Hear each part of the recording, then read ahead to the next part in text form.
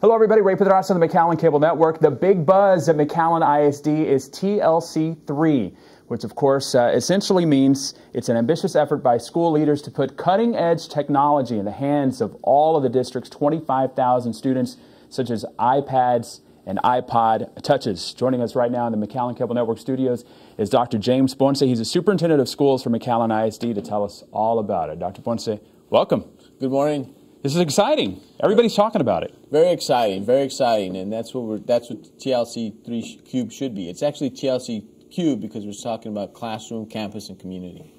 And how did this idea come about? Well, part of it is just where we are and knowing that we have to really be looking at the way we treat content and kids and teachers and what it means to have a 21st century learner. So when you start looking at all this and look at the infrastructure and looking at when we say we're preparing your child for college or career, that's part of our work. Do we have a learning environment that actually is creating that child? A lot of people are asking, how are you going to do this? How are you going to put an iPad or an iPod in the hands of all of the district's students? How do you pay for it, and how is it possible? Well, it's possible because part of it is we've been very quietly leveraging some of the federal funds to get the infrastructure set up. You have to be able to handle that level of interaction and access. The other part is that people forget that we invest in technology every year. So we're already investing in technology. We invest millions of dollars in technology every year. It's just not anymore 5 computers in every classroom. Think about how many classrooms we have, and it's not about moving that now. It's not about having labs anymore. So it's about repurposing current expenditures that we're using on technology. So some of that is looking inside our budget to say, how do we repurpose the current expenditures? We're not going to need some of the things we need anymore because now a child has the device. But the bigger piece of it is that when you look at a child with a device, it's about the learning that opens up. That's the part. If you look at it's transforming learning in the classroom, campus, and community. It doesn't really speak to the technology. It's just, I guess it's just, it sounds really great to have an iPad, but we still have to invest heavily in the professional development and continuing learning of our staff. And that's a big reason. You asked me initially, why did you pull it off and what was the idea? It's because our staff and students are ready for something like this. We're ready for our students to go beyond. We're ready for ourselves to go beyond and push our limits of teaching and learning. And they're ready, and we're excited. They're excited, and we're excited about all the possibilities. You mentioned that in March you had a technology group that's been meeting regularly. I guess offering the cadre. That was part of. We didn't know it was going to be exactly this. Okay. We knew it was going to be something. And that's when we partnered up initially with Apple. And when I got here 2 years ago, I talked to Apple because the big deal was everybody's buying iPads just because of the stimulus money. And I said, well, wait a minute. As a district, we had to step back and say, you have to buy technology with a purpose. And what was the purpose? And we just didn't want everybody buying and not have a real purpose. So from that point forward and looking at the infrastructure and looking at our needs going forward, we said, let's think this through. So we pulled together a group of about 13 people, 20 people with Apple. And we said, why Apple? It was about the device. Everybody knows the device and if you use them. But it was also Apple, they revolutionized the world. I mean, they revolutionized the music industry, the publishing, we started looking at it. So that's why we partner up with them, because they said, help us revolutionize, help us think like that. Because a lot of times we get very focused on our classroom or our district, and it's difficult for us to think beyond like that. So that was really the first thoughts, and we brought that group of teachers together from across the district, administrators too, and across the district. It wasn't any part of town. We kind of spread it out, and we said, here's some thoughts. Here's challenge-based learning. Here's these thoughts. What do you think? You think we're ready? You think we need to go this direction? You think we can handle it? Just all those questions. It was like I told them it's a whiteboard exercise. It's a whiteboard exercise, and we're needing you to help us be our think partners. That's very, very, very corporate, but we needed thinking partners to help us think beyond just the normal day-to-day that we were used to. And how are these going to be used in the classroom? Is it going to be a supplement teaching material, or is it going to replace textbooks, or how is it exactly going to work in the classroom? All of the above. All of the above. When you look at now, and if you have an iPad or an iTouch, or you see the apps. The apps are a big piece. So we do look for some cost avoidance. There's two things you look at also. There's cost avoidance. You avoid buying something now, and then there's the savings. There are some savings mechanisms we're looking at, but when you look at it as just the environment, and when you look at what are you expending on, the big thing people are asking about the books. Well, books are very static now. If you're saying now, and they're telling us that information is changing, or the information is every 15 minutes, and you have a book that's sitting there that was published in 2007, what are you doing? It's like a history book. It's always out of date, right? So now you're saying, well, we have to keep current. We have to know that our students are current. We know that students go home and they get on YouTube to figure out lessons. They get on certain websites to figure out how to get things done. So we're hoping that at some point, yes, that all our content is ready, and then at the beginning of the year, the student just syncs, and there's all their content.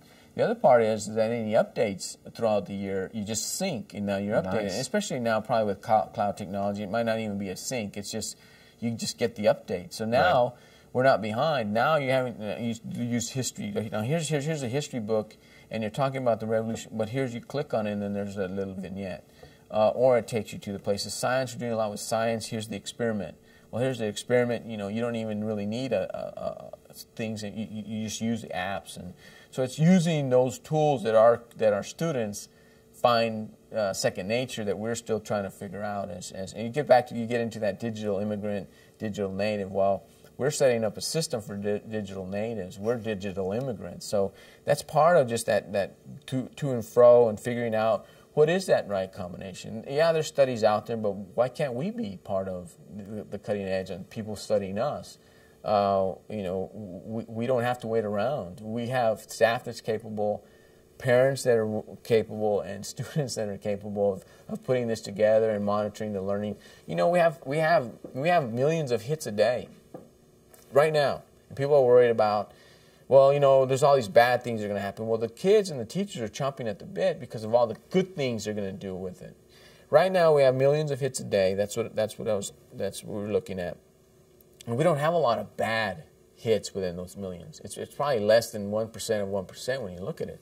So there's infrastructure there. We have our kids grew up, and young kids, they grew up knowing internet safety, the do's and don'ts of internet, of access. So they grew up, and that's second nature for them. So we're counting on our kids to continue to be good digital citizens with the iPad and the iTouch. They know what's wrong and right. The parents now know also internet safety and the things they should be or not be doing. So they'll have, just like now that you monitor your child at home now. So what's going to change just because they have an iPad? You're still going to continue to monitor your kid. Or if they have an iTouch, you're still going to continue to monitor your kid. You still open up the backpack and look through their binders, and you still do all those things. It hasn't really changed. So that part of learning and that part is making sure, yeah, it replaces textbooks because it's static. It's going to replace some content sometimes, but other times, yes, you're going to have to actually turn in a product. So there's a lot of good learning, and we're looking forward to exploring all the possibilities that come with the devices. But the big piece is that we're looking at all the possibilities on the teaching and learning side of the house. We're investing in our teachers and our staff. That's a big piece of it. The transformation cannot happen if we forget about the human resource and human capital part of it. If we just put an iPad in everybody's hand, it doesn't mean anything. It doesn't mean, if we don't change the way we approach content and teaching and learning and the interactions with all that, you're right, we just put a device in everyone's hands. Speaking of the devices, how many have been purchased so far, and when might all of the students get to use them? Right now, just through the various purchases, about 1,000 students that have it through its carts, or just actually have them. But the big purchase and the reason to go, no-go when we went in this direction was last month we purchased about 5,500 units. And that goes to the cadres. I talked about that group of people that we had initially throughout the district. We put it out. We started with 13, and we saw, well, we were hoping to get, it just blew up. It was just like great. They're just on fire. It was funny because then we said, well, you think they could go find 9 more people? You know, just we said, you just come on board and you're going to do these things because you want to do it. Not because I have to talk you into doing it, or So we were like worried that they could find 9. Well, they're upset because they didn't get any. You know, it was easy to find the 9 more. So that 130 teachers, since they're the cadre and been thinking this through and have gotten a lot of the initial professional development, those are the students and teachers that are going to get the devices first. And that's what we want to, over these next 4, 5, 6 months, put the device in their hands. And all these questions about access and, you know, we're going to learn. We're going to learn some things along with how's it going to work, has the content changed, has the products changed. Here's some things we didn't think about. Here's some things that are great. Here's some things that we need to really go before we roll it out to the rest of the 25,000 students. So there's a lot of that. People are asking about the pilot. I really don't want to pilot, but we do have a control group that's helping us think through a lot of this stuff. McAllen is the only district in the Valley doing this. Are you getting calls from other districts wondering how you're doing this, or excited about it as well? Yeah, we have been. We have been getting those calls, and that was part of what we want to be able to do too. Hopefully, we can share. And a lot of it that we've been talking to them through, and more on the technology guys are trying to see the infrastructure, the partnering. Like I left out too. You know, we partner. You know, Cisco, the behind the wall people. There's also partnerships there. ACU has been a huge partner. Like I keep telling everybody, they're very quietly world renowned for their instructional technology. Which is Abilene Christian University. You're thinking, why Abilene? God, how did you guys connect? Well, we're very fortunate to have a board member here that was very much so on that cutting edge also, and approached the district and said, hey, you want to do some things? And I said, hey, let's do it across the district. And it was a good sell, and they both they came down and helped also with that thinking and with that visioning, coming together, pushing, pulling, and making it happen. So we're trying to show these are some of the things we set up, and these are the partners we had. I've been having now conversations with UTPA to be part of also coming in and doing some of these things, and maybe transforming the way they look at some of their departments, so that we can have a local partner for as everyone else wants to move in this direction. And what about Apple? Are they doing this with other districts across the country? You know, Apple has partnerships, or they're doing things differently throughout the country. To say they're doing it at this scale, no, you know, it just depends. It depends where it is. I know they're doing some work in Chicago. There's very much one district we're looking to, Mooresville. I think they're 4 years into a one-to-one. They're called one-to-one initiatives. So you can have literature on different one-to-one initiatives. But so we've been kind of looking at those districts. They're smaller than us. What makes it right for us is I think we're the right size. We're not too small. We're not a growing district that's just busting out, so you don't have to worry about the growth, managing growth along with managing something like this. So I think they saw that the board was committed. I think they saw that we were committed as a leadership group, and I think they also saw when they talked to the teachers and brought them together, I think both groups saw that the teachers were fired up. So all the elements came together. Also, they asked, well, how did it come together? Well, all the elements came together. Everybody was seeing that, you know what, I think we have all the elements here to make something like this very, very doable. And now we're all pumped up. And like I say, you know, people are saying it's an iPad. It's not an iPad. It's transforming the learning. How do you transform the learning? Is it an iPad? Is it an iTouch? Is it blended learning, as we call a blended environment? But we do want 24/7 learning, and that's where the TLC cubed comes in that when a child leaves the campus, they still need to have access so that the learning doesn't stop. And it's not learning as we've known, it's learning differently. Okay, and what about internet access? Speaking of access, what about internet access? How will they be able to get on the internet away from campus? Well, they're all Wi-Fi, so that's our partners. When we talk about our other community partners, and the city is one of our biggest partners, and all our schools are wired, and they're wireless. So that at school they're in good shape. As they move out, that's our conversations with the city, and I know the city has been having the conversations about being a Wi-Fi city. So that our new library is Wi-Fi equipped. Yes, that's going to go on. So there's other access points in the city, even business establishments that they can go to. So we are hoping that they take advantage of the community resources to be able to connect and have access and make these things happen. This is really exciting. What kind of impact do you think, as a whole, do you think that this is going to have on the city? Here's always our issue, our obligation, our moral obligation, I guess, is that we look at is that we're looking at the impact that every child now has access, because now we know that that's the barriers. The barriers to moving forward is access, and now we think that it will help transform the city. That's a big part of the community part, the transforming the learning in the community. Also, now parents now have access and are more comfortable with these devices that their children are using. They become hopefully side-by-side learners with us. You have access, you have things going on, you have the positive things going on. It should help in a lot of ways that we don't even imagine, that we imagine but don't know about yet. So we're looking at now, we become that Wi-Fi city, that city where learning takes place. Children they all have their own devices now too. A lot of our kids have their own devices and are using them. We just want to be able to have some structure around the use of those devices. So we think that it'll definitely have a huge impact on the way we think about learning across the city. And then McAllen will be looked at as one of those cities that that other cities will want to come and look and say, how did you guys do it? You know, how do you guys set up the wireless infrastructure, and how is the quality of life that was associated with positive interaction with technology? And I think people will start seeing that there's a lot of good that will come about by having structure set up for positive interaction with technology. Very nice. Is there anything about this project that we haven't talked about that you think is important to mention?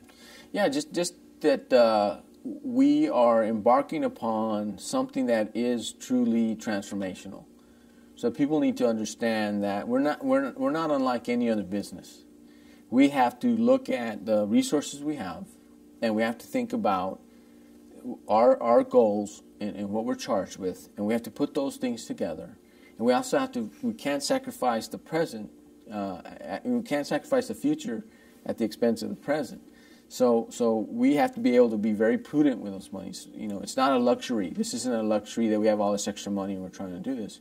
This is very much to the core of what we're trying to accomplish with the students in our district, as we promise to get them college and career ready. So it's a big effort that's going to require a lot of work, and there's still a lot of work to do, but we're so much counting on our students and our staff and our parents to help us learn and grow with this entire initiative. And if there's somebody out there watching in the community that says, hey, how can I get behind this, or how can I support the school district in their efforts, what can they do? What can business leaders do, community leaders do to get behind you with this project? Well, it's two things, is to be, I always get more informed and to ask the questions to clarify, so we can make sure that we're having a conversation about the true picture and what we're trying to accomplish.